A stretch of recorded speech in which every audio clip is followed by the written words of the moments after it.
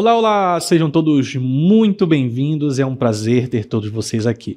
Eu sou o professor Jean Torres, do componente de língua portuguesa, e nós vamos descobrir o que teremos na nossa aula. Aula 6, com o objeto de conhecimento, comunicação, blog, redes sociais. E o nosso detalhamento, gêneros digitais de imprensa, blogs, vlogs, jornais digitais. Então, a gente vai ver um pouquinho mais sobre esse universo digital, principalmente focando em notícias. Então vamos à nossa aula.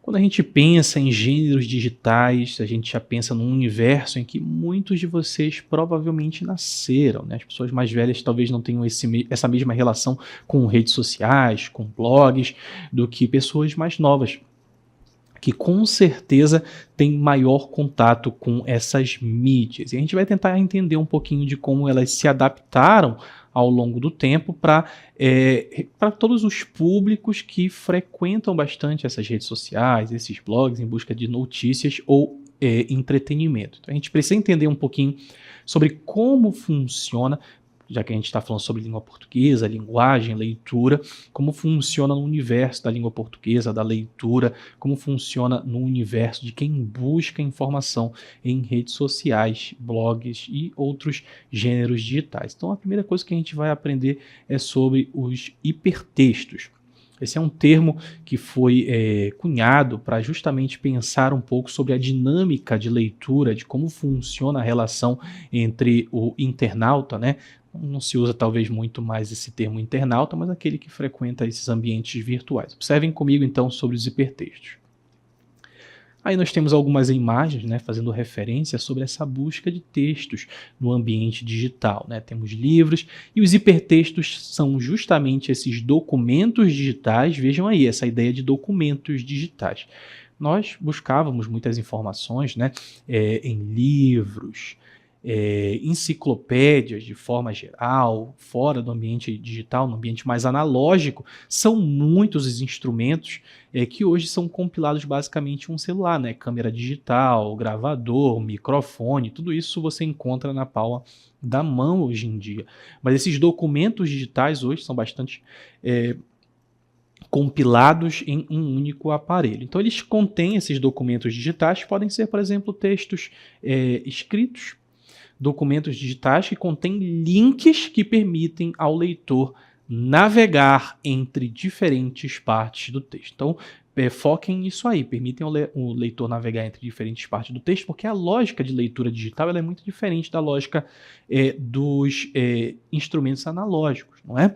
Então, parte do texto ou para outras fontes de informação relacionados. Isso faz com que o leitor muitas vezes perca até o foco, né? Porque você pode buscar uma informação dentro de outra informação, dentro de outra informação. Quando você vê, já são muitos links, várias abas ali no seu navegador com diversas informações diferentes que às vezes nem tem mais relação com aquele primeiro que você buscou. Então, os hipertextos são comuns na web, podem ser encontrados em blogs, são esses formatos digitais, né? Serviam, a gente vai falar um pouquinho mais depois, mas serviam antes como um diário. Hoje, várias empresas se apropriaram desse formato para divulgar as suas notícias. Também podem ser encontrados em jornais digitais, esses sim focados especificamente em notícias, reportagens, fontes de informação, às vezes confiáveis e às vezes não. A gente sabe hoje que o universo digital ele é rodeado pelas famosas fake news, né? Então você tem vários sites, blogs, jornais digitais que divulgam informações sem checagem confiável. Também temos outros tipos de conteúdo online que podem apresentar. Então a gente tem que começar a entender um pouquinho sobre essa lógica digital, sobre essa instrumentação digital que vai servir para leitura, divulgar informação ou mesmo para entretenimento. Tentando imaginar um pouquinho essa lógica da leitura, a gente vai falar um pouquinho sobre o hipertexto na lógica primeiro do texto normal. Então pense quando você está lendo um texto, você tem aqui essa lógica de leitura num livro, num jornal que vem de cima para baixo. Você vai nessas linhas, uma na sequência da outra, uma informação cronológica toda organizada. A leitura vertical para baixo. Quando a gente pensa no hipertexto, aí nós temos uma lógica um pouquinho diferente, Olha só como a gente tem essa lógica dos textos que tem uma frequência de leitura e uma organização muito diversa. Você pode ter aquele primeiro texto lá de cima, você pode clicar num link e ir para um segundo texto, a gente depois vai mostrar como isso funciona na prática, mas vocês sabem como funciona na prática. O tempo todo vocês estão lendo o texto e clicando em links que têm alguma relação com aquilo para ampliar uma informação, ou mesmo para ver um outro documento, pode ser um vídeo, pode ser um áudio. Então, você tem uma leitura muito mais fragmentada. Então você tem aquele texto, pode clicar num link para o outro, a partir daquele segundo texto você vai para um terceiro, para um quarto e por aí você tem uma lógica de leitura que não é mais como no texto normal nessa ordem de cima para baixo, e sim muito linkado, em que essa busca de informação varia os ambientes digitais. Então tentar entender um pouquinho, primeiro que o texto normal, mais analógico, você tem essa sequência de leitura, enquanto o hipertexto ele tem a possibilidade do link para partir além daquele texto original. Pensando nessa lógica do hipertexto, o texto que está sempre possibilitando que você saia daquele ambiente virtual e busque em outro, nós temos também as hipermídias. Observem comigo o contexto. Desculpa, a definição das hipermídias, que são documentos digitais que combinam diferentes tipos de mídia. Hipertexto, a gente vai pensar aí no texto escrito ou texto em imagens, né, com ícones, com símbolos, com tudo, enquanto as hipermídias a gente vai pensar em outros tipos. A gente vai pensar aqui documentos digitais em mídias diversas. E aí essas mídias diversas podem ser outros textos, podem ser imagens. Pense quando você está lendo uma notícia e você pode clicar num link para ir para alguma imagem ou um banco de imagens relacionando aquilo que você estava lendo. Também pode ser áudio. É muito comum que a gente acesse, por exemplo, uma notícia que pode ser lida de forma no texto escrito, mas ela também pode ser ouvida, porque há a possibilidade do áudio para aqueles que não querem ler ou que não podem, né? O vídeo também, muitas vezes nós temos notícias com vídeos que não podem ser postados naquele ambiente digital, mas ele te dá o link para o original. Muitas vezes para o YouTube, por exemplo, também acontece bastante. Então pensem lá naquela lógica que nós falamos no início. Nós temos os hipertextos. Eu posso clicar em outros textos a partir de um texto original. São links que me levam a esses outros documentos. E tem aqui a lógica das hipermídias, que são esses diferentes tipos de mídia que eu posso acessar a partir de um texto original. Perfeito? Então as hipermídias geralmente oferecem uma experiência mais rica e envolvente do que o texto simples. Por quê? Porque se você está lendo num jornal físico, você não vai ter a possibilidade de um áudio. Você não vai poder clicar no jornal físico e vai abrir um vídeo. Essas coisas não existem, não são a nossa tecnologia. Não, é um ambiente analógico. Então, a hipermídia ela pode oferecer uma experiência mais rica. Você pode ouvir uma música que foi citada naquele texto, ou você pode assistir ao vídeo que a notícia referencia.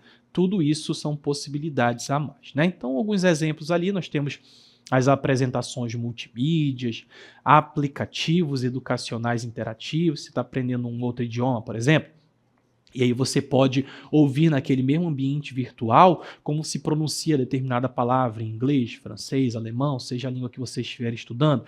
Ou você pode assistir a algum vídeo para treinar a escuta daquele idioma. Tudo isso são possibilidades das nossas hipermídias, perfeito? E onde é que eu vou encontrar todos essas possibilidades, notícias, hipertextos, hipermídias? São vários os gêneros digitais hoje que existem que podem te dar essa possibilidade. Mas a gente vai falar um pouquinho sobre alguns desses gêneros, começando pelos blogs. Então, observem comigo o que são blogs. Hoje se usa menos essa nomenclatura, tá? Mas você ainda pode ver alguns sites que tem ali algum nome, .blog.com, por aí vai. E os blogs são sites ou plataformas onde os autores publicam regularmente conteúdo em formato de postagens. Então é muito comum que você tenha lá alguma temática que aquele blogueiro, né, vai querer falar. Então ele vai querer falar sobre moda, ele vai ter o seu blog, seu site sobre moda, aquela plataforma em que ele vai postar regularmente suas impressões em relação a alguma coisa, algum evento, algum produto.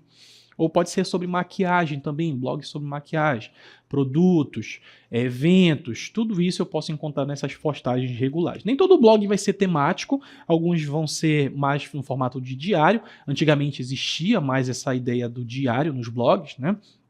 E hoje eles são mais especializados. Então os blogs geralmente têm uma abordagem mais pessoal ou especializada em determinado tema.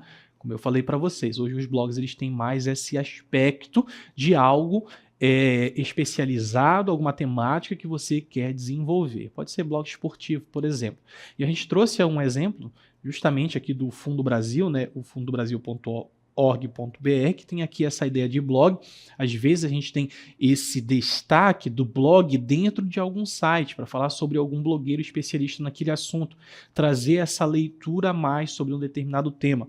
O nosso tema aqui, por exemplo, são os povos indígenas atualmente, quebre estereótipos. Percebam que inclusive tem essa ideia de notícia, mas uma notícia até mais impessoal, né? Vamos dizer assim. Desculpa, mais pessoal, justamente, tentando pensar sobre alguma ideia, uma temática, no caso aqui os povos indígenas.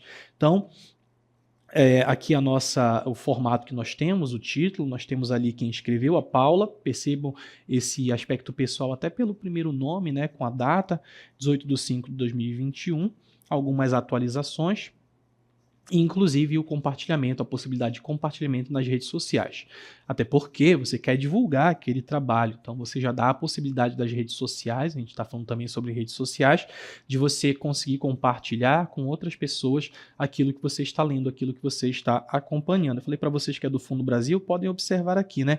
Início, nosso trabalho, mobilização, comunicação e visibilidade, vai afunilando essa pesquisa até chegar em blog, ou seja, a opinião pessoal de algum especialista. Então a gente tem aqui, né? Vamos dar uma olhadinha no texto, tentar observar algumas características. Em grande parte das vezes, nos referimos aos povos indígenas genericamente como índios. Então percebam que é algo do cotidiano, de como as pessoas veem esses grupos. Porque o senso comum produzido pelo imaginário popular e a falta de conhecimento nos leva a resumir diversos povos e diferentes culturas indígenas a uma só figura. Se faz muito isso também, por exemplo, com o continente africano, né? Que nós referimos a tal fulano veio da África.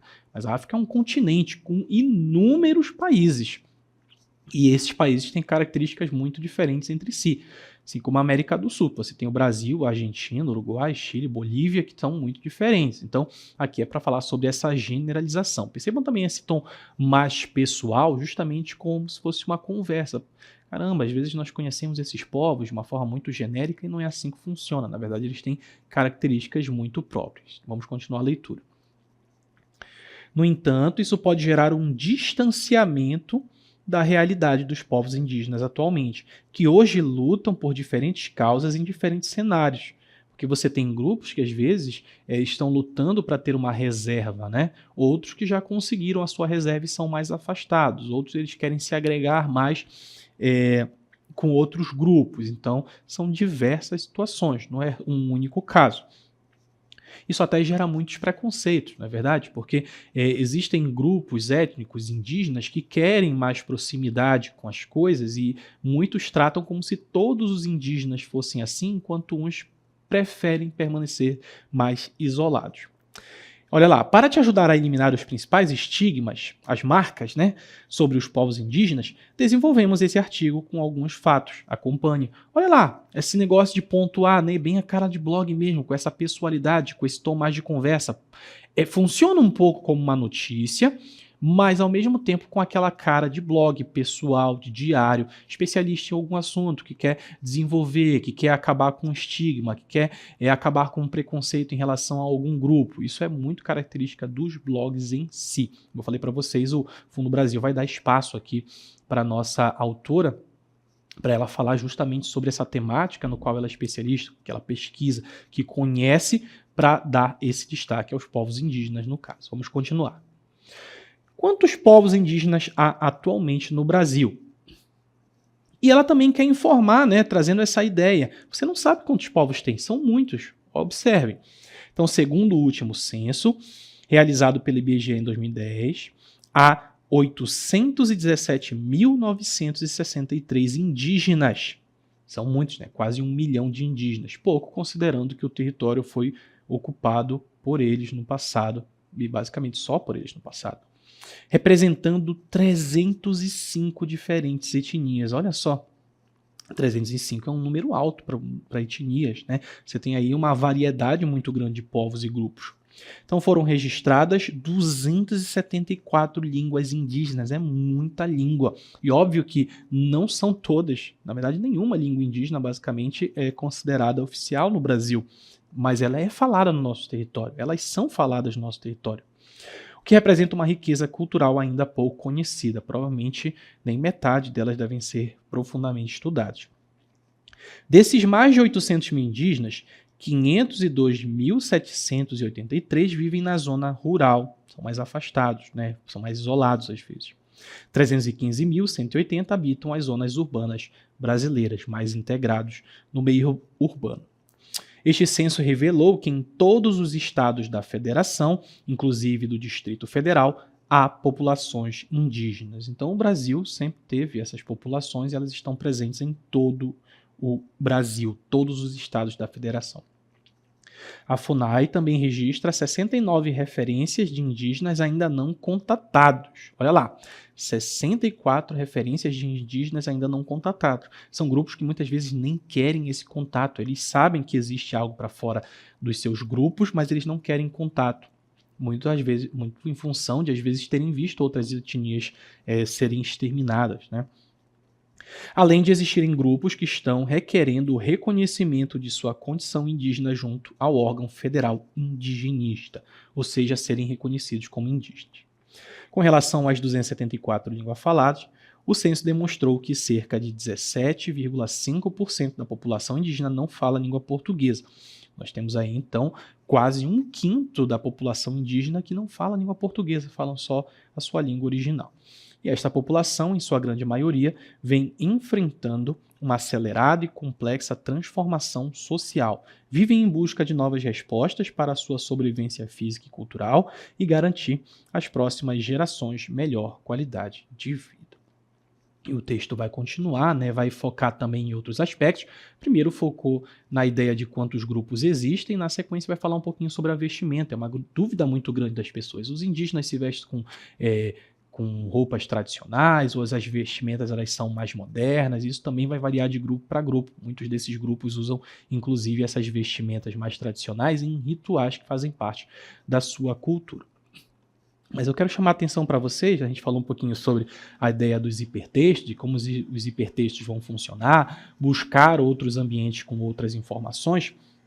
O texto vai falar sobre as vestimentas, e aqui embaixo vão falar sobre terras indígenas, algumas situações em que elas foram consideradas terras indígenas, né, com vários textos que você pode ler para além. Por exemplo, uma portaria declaratória aguardando demarcação, homologadas, regularizadas, vai falar um pouquinho sobre esses dados, mas lá embaixo a gente vai ter alguns decretos sobre os indígenas.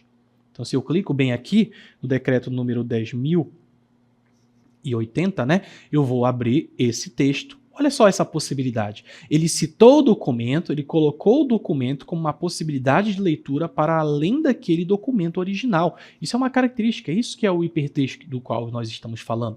Eu posso buscar uma leitura dentro da leitura que tem uma relação. Aí eu posso voltar naturalmente para aquela leitura original, né? Na verdade, é o decreto número 10.088, de 5 de novembro de 2019.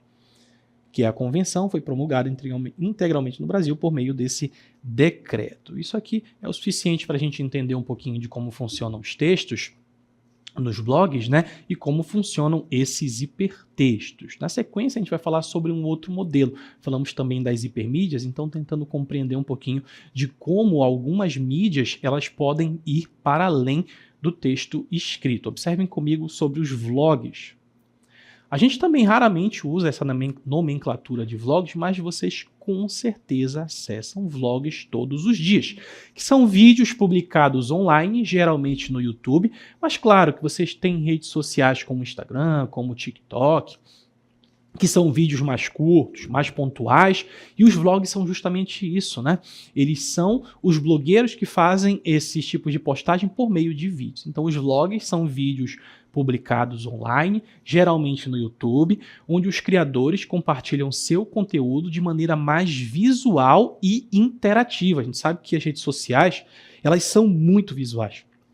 Precisam de vídeo, precisam de imagens, tudo tem que ser muito colorido para chamar a atenção. E alguns precisam ser até mais curtos e objetivos, né? Porque as pessoas são mais impacientes hoje em dia. Então os vlogs podem abranger uma ampla variedade de assuntos, desde viagens até tutoriais de maquiagem. Então a gente tem aí também um leque de temáticas, podem ser esportivos. Como nós estamos aqui na temática indígena, a gente falou lá sobre o vlog, sobre esses estigmas que o blog tenta apagar em relação aos indígenas, a gente vai continuar um pouquinho nesse assunto, mas falando um pouquinho sobre a cultura popular do norte. Vamos dar uma olhadinha no nosso exemplo de vlog. Acompanhe. Olá, meus curumins e minhas cunhantãs, eu sou Rodrigo Ribeiro do canal Cultura Manaó, isso mesmo, nós temos hoje aqui no nosso blog, olha só o nosso cenário maravilhoso, né? Trazendo para vocês aqui o que nós vamos falar de cultura amazônica, cultura indígena dentro das nossas manifestações culturais, folclóricas e populares. Isso mesmo, observem tudo, inclusive observem este manto sagrado que eu estou trajado aqui para falar com vocês um pouquinho aí dessa nossa cultura indígena. Isso mesmo, nosso boi-bumbá caprichoso, né, lá de Parintins, e também tem o garantido, não vamos esquecer, porque um não vive sem o outro, não é isso? Me vestir aqui de caprichoso para falar com vocês um pouquinho dessa cultura indígena presente nos festivais. Mas não é só, gente, em Parintins que acontece não, viu? Nós temos Manacapuru com a disputa das cirandas, né, flor matizada, guerreiros mura e tradicional. Nós temos lá em Tabatinga a disputa das onças preta e pintada. Nós temos Barcelos, né? Com a disputa ali do acaradisco e cardinal, os peixes ornamentais. E nós temos também as tribos lá em São Gabriel da Cachoeira. Olha só quantas manifestações folclóricas e populares nós temos aqui no nosso Amazonas. E muitas têm influência da cultura indígena, sim. Por quê, Rodrigo? Porque, olha só, ouçam as músicas desses festivais. Ouçam, vejam, né, o material que é trabalhado ali, as narrativas, os enredos, né, das lendas. Essas lendas, esses mitos, eles vêm da oralidade indígena, né? O ritmo, a música, ela tem uma batida, a batida do tambor, os instrumentos, né? Muitos instrumentos indígenas estão presentes também nessa cultura, né? Nesses festivais. E aí a cultura indígena, ela vai se fazer presente através do ritmo, através dos instrumentos, através da oralidade, né? Quando eu estou narrando ali o mito da Vitória Régia, o mito de criação, o mito cosmogônico ali, como que surgiu o mundo através, né, da etnia Dessana. Olha só que interessante, nós vamos ter aí a cultura indígena presente sim nesses festivais. E podem observar, em todos esses festivais nós vamos ter essas particularidades, né? Esses elementos indígenas surgindo ali e mostrando pra gente, né, essa rica cultura que nós temos dos nossos irmãos indígenas. Então, a partir de agora, quando você assistir a um festival, seja presencialmente ou virtualmente, você comece a observar essa cultura indígena presente. Certo, pessoal? Essa foi a nossa dica de hoje aqui do nosso vlog. Amanhã nós temos outra performance ali, né? Outro conteúdo para o vlog. Mas eu espero que vocês tenham gostado desse conteúdo de hoje, certo? Eu vou ficando por aqui e amanhã a gente volta. Tchau, tchau! E aí, conseguiram reconhecer esse formato? Com certeza vocês devem ter o seu vlogueiro. Todo mundo coloca no mesmo balaio, né? Blogueiro favorito, pessoas que tratam de alguma temática específica que vocês gostam, acompanham. É bom a gente entender todo esse formato digital, né? Como o vídeo ele vai atrair, ele vai ter uma sequência muito específica, característica também, que você deve acompanhar em vários outros tipos de temáticas de vídeos que vocês acompanham nas redes sociais, perfeito? Serve um pouquinho para ilustrar como os vlogs funcionam, como essa linguagem ela precisa se adequar, como esse cenário, o professor chama atenção, né, para o cenário, chama atenção para a camisa e fala da temática, né, como a cultura indígena está presente nos festivais, como ela se faz presente. dando bastante destaque, as imagens precisam ilustrar, tudo isso característica desses vlogs. A gente não conhece por esse nome, mas saibam que quando você está observando um vídeo, teoricamente ele é um vlog, ele tem essas características, certo? E para encerrar, a gente vai falar um pouquinho de como o jornal analógico, aquele físico, ele pode tentar imitar um pouquinho dos hipertextos. A gente tem aqui o nosso CMEA Notícias, olha que legal, o CMEA Notícias, que traz a notícia da estudante amazonense vence competição internacional de robótica. E eu quero chamar a atenção de como alguns itens tentam linkar informações. Então leiam aqui comigo, a gente tem a foto da nossa estudante, já temos essa ideia, né, da hipermídia, está fazendo referência e a foto está lá para ilustrar. Óbvio que você não vai conseguir ouvir um áudio, por exemplo, ou ver um vídeo, mas você tem outros elementos que fazem parte dessas hipermídias.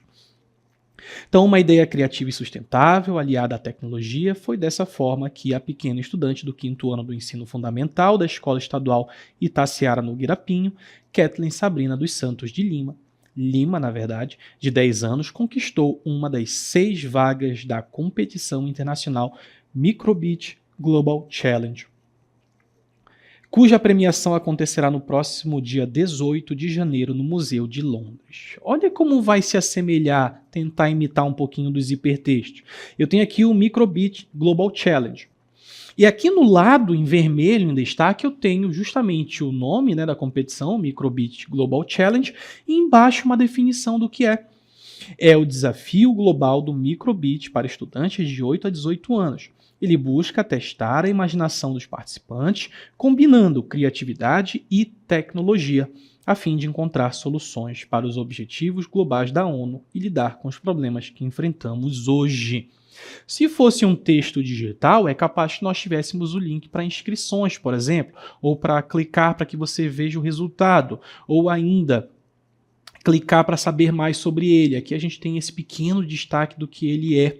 Então é bastante interessante a gente pensar nesse formato que se assemelha um pouco aos hipertextos, mas não são hipertextos, porque nos hipertextos eu tenho essa possibilidade de fugir do ambiente virtual. Mas aqui ele tenta imitar. Vamos só terminar de ler aqui a nossa matéria.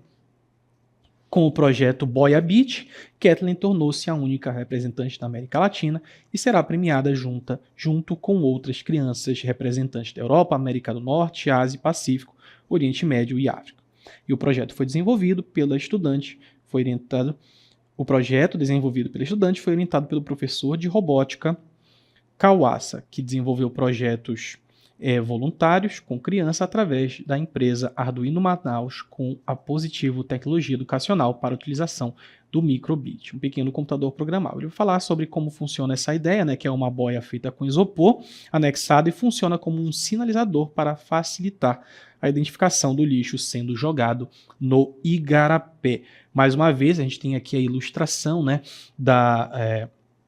do lixo no igarapé e como nós temos essa informação de que eles são retirados todos os dias das águas de Manaus, uma quantidade de 25 toneladas de lixo. Então, por ano, esse número pode chegar a mais de 200 mil toneladas em toda a capital, sendo que grande parte deste dado é proveniente do material descartado nos vários igarapés da cidade. Bem legal a invenção aqui do professor e da nossa aluna, né? Também chamando a atenção para como nós temos projetos muito interessantes, pessoas muito dedicadas, inteligentes, que estão querendo mudar a sua cidade e o mundo, perfeito? A gente falou um pouquinho sobre esses gêneros digitais, como eles funcionam, suas características, blogs, vlogs, textos escritos, imagens, hipermídias, hipertextos. Eu espero que vocês tenham compreendido um pouquinho de como eles funcionam no mundo digital. E como não há mais nada a ser explicado, nós vamos encerrando por aqui. Eu agradeço a todos vocês, fiquem bem e até a próxima.